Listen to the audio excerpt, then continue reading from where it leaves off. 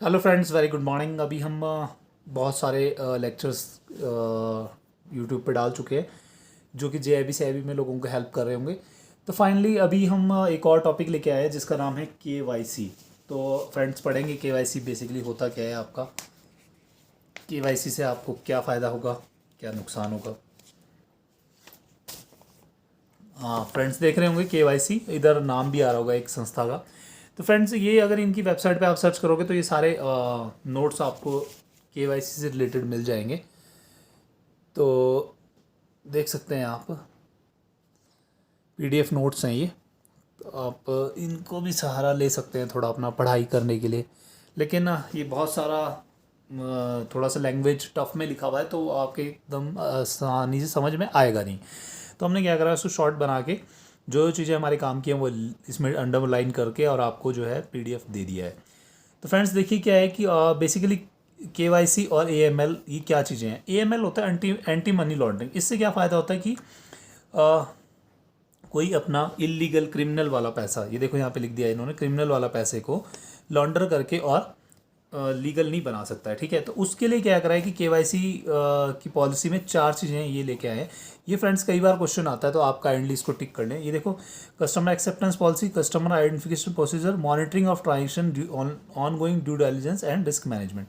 तो ये 4 चीज़ें कई बार वो मल्टीपल चॉइस क्वेश्चन में पूछ लेता है। ये बेसिकली होता क्या है कि आपने कैसे कस्टमर को आइडेंटिफाई करना है कि he is the genuine customer. ठीक है, और कैसे आपने जो है अपनी उसकी ट्रांजेक्शन्स को मॉनिटर करना है और रिस्क से बचाना है। रिस्क इन द सेंस कि मान लीजिए वो फाइनेंस कर देता है टेररिस्ट को, तो आपकी ऑर्गेनाइजेशन की तो बल्ले बल्ले होने वाली है फिर, है ना। तो फ्रेंड्स अब केवाईसी पॉलिसी के बारे में पढ़ने से पहले हम कुछ टर्म्स पढ़ लेंगे जो कि हमें आगे चैप्टर को समझने में आसानी देगा। देखो, बेनिफिशियल ओनर। बेनिफिशियल ओनर क्या होता है? ओरिजिनल नेचुरल पर्सन जो कि उसमें उस खाते में लेन देन वगैरह करेगा, तो उसे बोल देते हैं बेनिफिशियल ओनर। कस्टमर, कौन कस्टमर होगा? जो कि ऐसी फाइनेंशियल ट्रांजेक्शन में इन्वॉल्व होगा। ठीक है, जो कोई आपसे ड्राफ्ट बनवाने आ रहा है तो वो भी आपका एक कस्टमर है। कस्टमर ड्यू डिलीजेंस, तो इसको सीडीडी भी बोल देते हैं। तो ये क्या होता है बेसिकली कि उसकी proof of identity, proof of address वो पता लगाना। डेजिग्नेटेड डायरेक्टर कौन होता है? जैसे किसी पर्सन को या एमडी को या होल टाइम डायरेक्टर, तो उसको ऑथराइज कर दिया जाता है। ओफेक क्या है? Office of foreign asset control. तो ये यूएस डिपार्टमेंट ऑफ ट्रेजरी होता है, एडमिनिस्टर करता है और एनफोर्स करता है इकोनॉमिक और trade sanctions based on the US foreign policy and national security goals against targeted foreign countries, regimes, terrorist वगैरह को। ये सब जो है क्या करेंगे, हेल्प करेंगे एक दूसरी कंट्री का टेररिस्ट फाइनेंसिंग को रोकने के लिए। ठीक है, अगर आपको इसका पीडीएफ चाहिए तो आप इस यहाँ पे इसकी वेबसाइट पे जाएंगे तो भी आपको मिल जाएंगे, नहीं तो हम लोग टेलीग्राम और व्हाट्सएप पे डालते हैं। ठीक है, वहाँ से भी ले सकते हो। यूएनएससी आपको पता है, यूनाइटेड नेशन सिक्योरिटी काउंसिल होता है। ये क्या करता है? सैंक्शंस कमेटी बनाता है जो कि क्या करती है, ये क्वेश्चन कई बार आ चुका है कि names of individual entity list निकालती है जो कि क्या जिनके ऊपर की सैंक्शन इम्पोज किए जाते हैं। ठीक है, ये ऐसी संस्थाओं को लिस्ट निकालती है जो कि टेररिस्ट फाइनेंसिंग में लगे होते हैं। ठीक है, ओओवीडी क्या होता है? जो आपकी वोटर आईडी वगैरह, सो जो भी आईडी प्रूफ्स होती हैं जिनसे कि आप खाता वगैरह खोलते हो, तो वो सारी ओवीडी में आती है, ऑफिशियली वैलिड डॉक्यूमेंट्स है। ठीक है, इनकी एक लिस्ट है तो वो आप यहाँ देख सकते हैं। पॉलिटिकल एक्सपोज पर्सन क्या है? इंडिविजुअल्स हु आर या have been interested with prominent functions, जैसे कि head of the state, of the government, senior politicians वगैरह, ये सब ये आपके पॉलिटिकल एक्सपोज पर्सन्स में आते हैं। ठीक है, क्लोज एसोसिएशन होगा किसी इंडिविजुअल का पीईपी से, तो वो भी होगा। ठीक है, प्रिंसिपल ऑफिसर क्या है? बेसिकली ऐसा ऑफिसर जो डेजिग्नेट करती है कंपनी। वो बेसिकली क्या देखता है आपका, केवाईसी से रिलेटेड जो भी चीज़ें हैं तो वो देखेगा। ठीक है, कस्टमर एक्सेप्टेंस पॉलिसी क्या होता है कि बेसिकली आपने क्या है, कोई बेनामी खाता नहीं खोलना है, कोई बिना फोटो का खाता नहीं खोल देना है, तो वो सब चीज़ें आपने कस्टमर ड्यू डिलिजेंस ध्यान रखनी है ना। कस्टमर ड्यू डिलिजेंस मतलब कि आपने चेक करना है कि ऐसा तो नहीं है कि बेनामी खाता खोल ले कोई और फिर ट्रांजेक्शन करे और फिर आपकी ऑर्गेनाइजेशन को लॉस करवाए। ठीक है, तो इसी में बहुत सारी चीज़ें। अब इसके बाद में अगर आप थोड़ा और डिटेल में जाना चाहते हैं, ओफेक और यूएनएससीआर की जो लिस्ट वगैरह आती हैं कि कौन कौन से किन किन को ऑर्गेनाइजेशन को इन्होंने बैन करा है, तो वो सारी लिस्ट आपको इस लिंक के ऊपर मिल जाएगी। उस लिंक का हमने कुछ नहीं करना है, हमारे किसी काम की नहीं है। एग्ज़ाम देना है आपने और मार्क्स लेने हैं। ठीक है, तो हमें क्या करना है, जो एग्ज़ाम में पूछा जाएगा उससे रिलेटेड बात करनी है। For the purpose of risk categorization individual other than high net worth individual entities, source of wealth वगैरह वो सब आइडेंटिफाई करना है। ट्रांजेक्शन देखनी है किसके अकाउंट में कितनी ट्रांजेक्शन हो रही है, क्या हो रहा है, क्या कुछ नहीं हो रहा है। ठीक है, ये सब चीज़ें देखनी होगी, ठीक है। बिफोर ओपनिंग अकाउंट आपने जो है ड्यू डिलिजेंस करनी है, मतलब सारा उसकी एक्टिविटीज़ वगैरह देखनी है कि कहीं वो टेररिस्ट एक्टिविटीज़ तो नहीं कर रहा है, इसलिए तो नहीं खाता खोल रहा है, वो सब चीज़ें हैं, ठीक है। नेक्स्ट देखेंगे कस्टमर आइडेंटिफिकेशन प्रोसीजर, मतलब कस्टमर को आइडेंटिफाई आप कैसे करेंगे। जो आईडी प्रूफ वगैरह देगा वो रेसिडेंस का, और जहाँ पे वो काम वगैरह कर रहा है, तो उससे हम लोग पता लगाएंगे कि हाँ एक्चुअली में ये कस्टमर है भी या नहीं है, और उस चीज़ को क्रॉस चेक करने की भी कोशिश करेंगे। कई बार क्या होता है, कुछ ऑर्गेनाइजेशन एजेंसीज़ वगैरह रखती हैं जो कि उनका एड्रेस चेक करते हैं, ठीक है। कई बार फ्रॉड भी एजेंसीज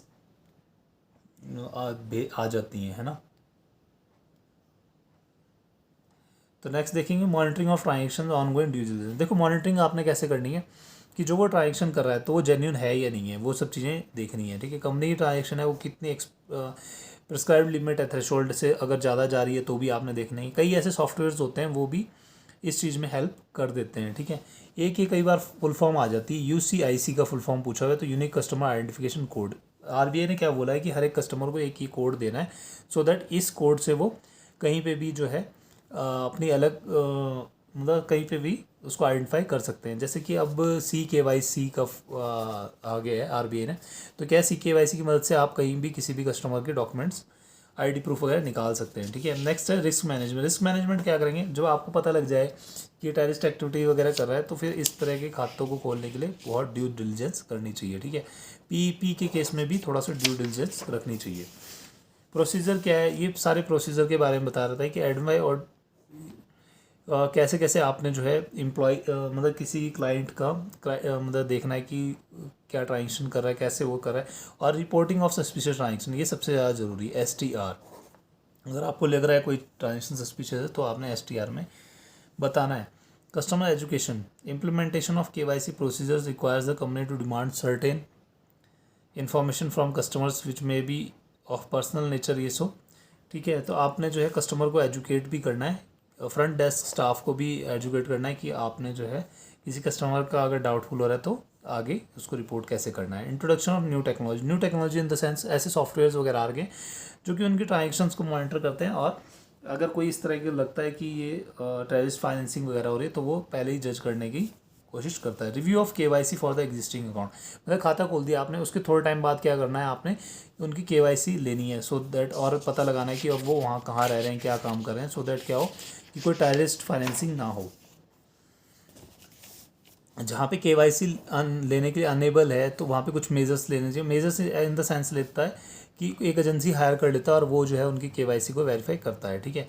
अब देखो इसमें क्या क्राइटेरिया रखे हैं, जो हाई रिस्क वाले हैं जैसे कि बुलियन, ज्वेलर्स वगैरह, इन सब का जो है अकाउंट 2 साल बाद KYC लेंगे, और जो मीडियम वाले हैं उनका 8 साल बाद, और जिनका लो है तो वो 10 साल बाद, ठीक है। अगर मान लो मजदूर है कोई तो वो ज़्यादा पैसे तो कमा ही नहीं रहा होगा, तो वो लो की कैटेगरी में आएगा, ठीक है। और आपने क्या करना है कि मेल और पोस्ट द्वारा उनको सूचित करना है कि ऐसे से अपना जो है, आपको इतना टाइम हो गया खाता खोले हुए, आपने लेन देन कर नहीं रहे हैं या कर रहे हैं, लेकिन अपनी जो है KYC अपडेट कराएं, ठीक है। Applicability to branches and subsidiaries outside India.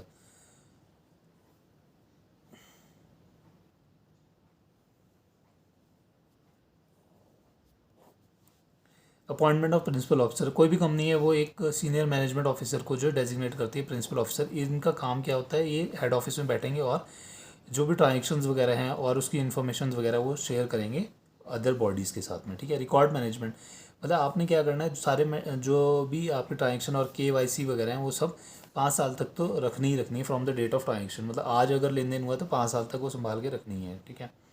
Preserve the records वगैरह, वो सब रिकॉर्ड्स वगैरह प्रिजर्व करके रखने कितने टाइम तक, 5 साल तक। अगर KYCs वगैरह, ठीक है। Introduce a system of maintaining proper record of transaction, ठीक है। Maintain all necessary informations.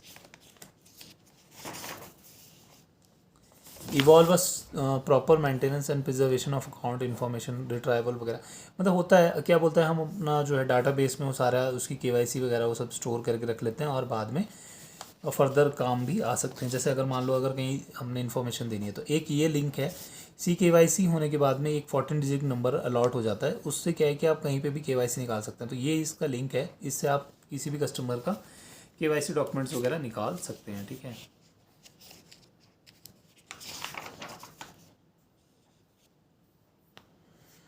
अब हम बात करते हैं कस्टमर आइडेंटिफिकेशन की। ट्रस्टी और नॉमिनेशन या फिड्यूशरी अकाउंट्स में कैसे करेंगे। तो जो जिसके पास में 15% से ऊपर है ओनरशिप, ये देखिए यहाँ पे लिखा हुआ है 15 मोर, तो उनका हम KYC वगैरह लेंगे। ठीक है, 15% से अबव मतलब अगर मान लो उसका 100 रुपये का ट्रांजेक्शन, 100 का वैल्यू है तो 15 रुपये जिसके पास में है तो उनका KYC वगैरह लेंगे। ठीक है, हमेशा ही इसमें अकाउंट ट्रस्ट के केस में ध्यान रखिएगा।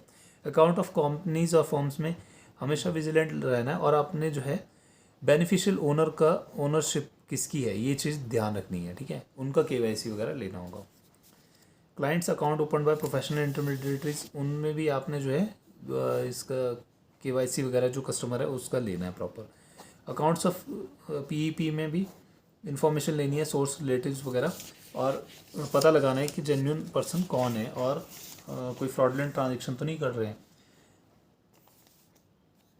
मॉनिटरिंग करनी है आपने जो भी ट्रांजेक्शन्स हैं उनकी, और PEP के केस में ज़्यादा सतर्क रहना है आपने। ठीक है, accounts of non face to face customer ऐसे होते हैं जैसे मान लो छोटा बच्चा है, उसने खाता खोला और उसके बाद में वो विदेश पढ़ने चला गया, खाता तो है ना उसका, है ना, क्रॉस बॉर्डर कस्टमर है, तो इस केस में जो है आपने थर्ड पार्टी सर्टिफिकेशन या इंट्रोडक्शन के थ्रू इसकी KYC अपडेट करनी है। ठीक है, बच्चे के माँ बाप तो इंडिया में ही होंगे तो उनसे आप डिटेल्स ले सकते हैं और KYC अपडेट कर सकते हैं।